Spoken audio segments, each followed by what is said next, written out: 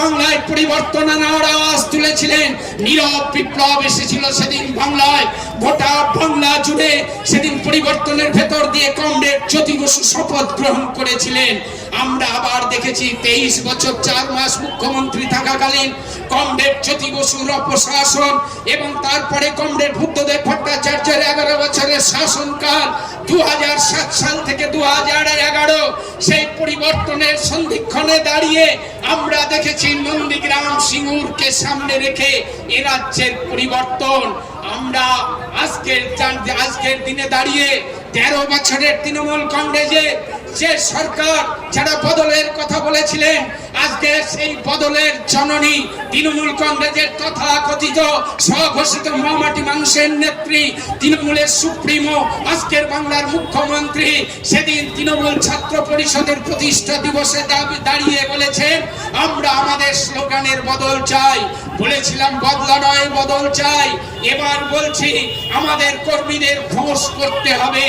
আমার আজকে দ্বিতীয় বক্তব্য এই ধর্ণা মঞ্চে আগের দিন আমি রেখেছি, সেদিনও বলেছিলাম যে এই ফোর্স কি করে বন্ধ করতে হয় বাংলার ভারতীয় জনতা পার্টির কর্মীরা জানে।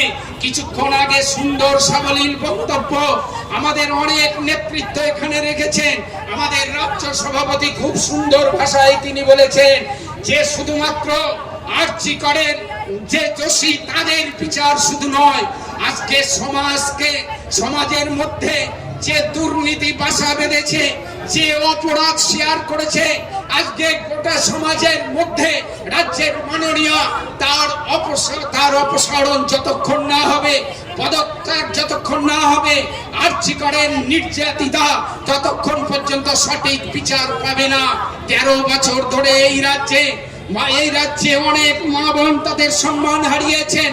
রাজ্যের মাননীয় যেদিন মুখ্যমন্ত্রী হিসেবে শপথ নিয়েছিলেন তার আগে তার স্লোগান ছিল এই রাজ্যের মা বোনের সম্মানের নিরাপত্তা তিনি দেবেন, বাংলার মা বোনের স্বাধীনতা দেবেন।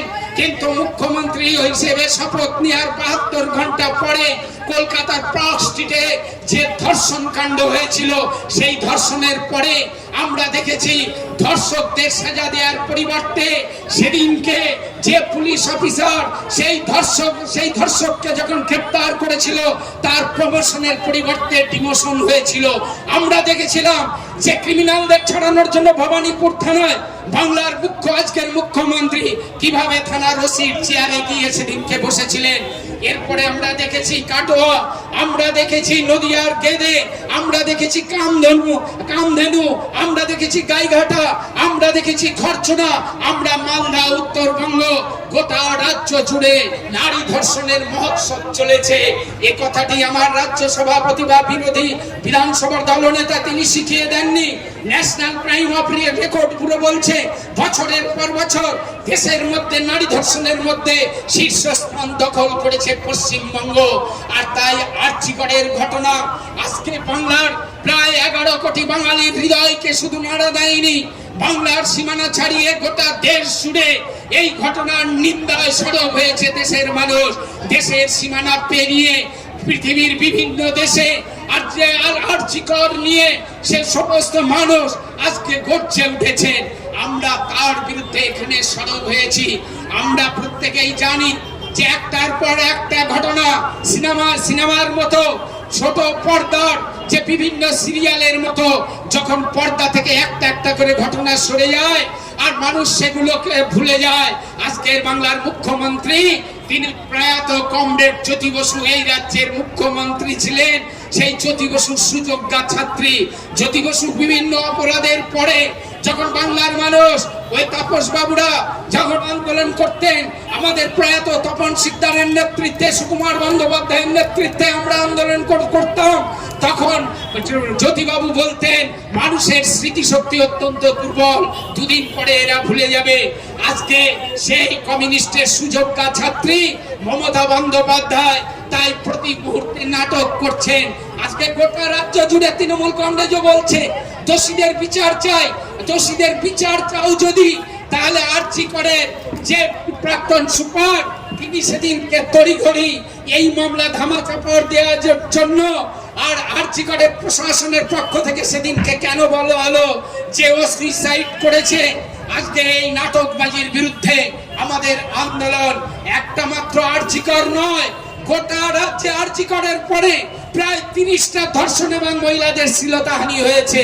আজকে ধর্ষকদের ভয় নেই, এই রাজ্যের শাসন ব্যবস্থা ভেঙে পড়েছে, আইনের শাসন নেই। আমরা প্রতি মুহূর্তে পলকে পলকে উপলব্ধি করছি, শুধু ধর্ষণ নয়, আইন শৃঙ্খলার পরিস্থিতি আজকে তলানিতে ঠেকেছে। 13 বছরে মুখ্যমন্ত্রী মমতা বন্দ্যোপাধ্যায়, আপনার তৃণমূল কংগ্রেস রাজ্যে ভারতীয় জনতা পার্টির 200-র বেশি ভারতীয় জনতা পার্টির কর্মীদেরকে শহীদ করেছে।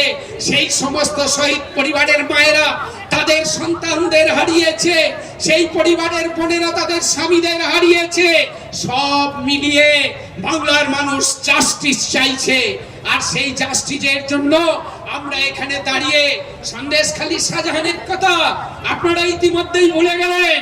যে শাহজাহান, যে বেতাব বাদশা, সেই সন্দেশখালীর শাহজাহানের পরে দেখুন আরজিকরের সন্দীপ ঘোষ, তার সুযোগ্য শিষ্য মুস্তাফিজুর রহমান, যে মেদিনীপুরে মেডিকেল কলেজ হাসপাতালে গত পরশুদিন ধরে আপনারা ইলেকট্রনিক্স মিডিয়ার মাধ্যমে দেখছেন যে কিভাবে তার দাদাগিরি সেই মেদিনীপুর মেডিকেল কলেজ হাসপাতালে চলে। সেখানকার শিক্ষানবিশ সমস্ত ডাক্তারি পড়ুয়া ছাত্র ছাত্রীদের রাতের বেলায় ডেকে তাদেরকে কিভাবে নির্যাতন করা হয়, রাতের বেলায় লাইট অফ করে দিয়ে সেখানকার মেয়েদের উপরে অত্যাচার করা হয়। সেখানকার ডাক্তারি শিক্ষানবিশ ছাত্র ছাত্রীরা নিজেরা মিডিয়ার সামনে এসে বলছে শুধু আরজিকর নয়, শুধু মেদিনীপুর মেডিকেল কলেজ হাসপাতাল নয়, রাজ্যের সমস্ত মেডিকেল কলেজ হাসপাতাল, জেনারেল হাসপাতাল আজকে দুর্নীতির আখড়ায় পরিণত হয়েছে। এ রাজ্যে 2 কোটির উপরে রেশন কার্ড বাতিল হয়েছে। যখন আধার লিঙ্ক করা হয়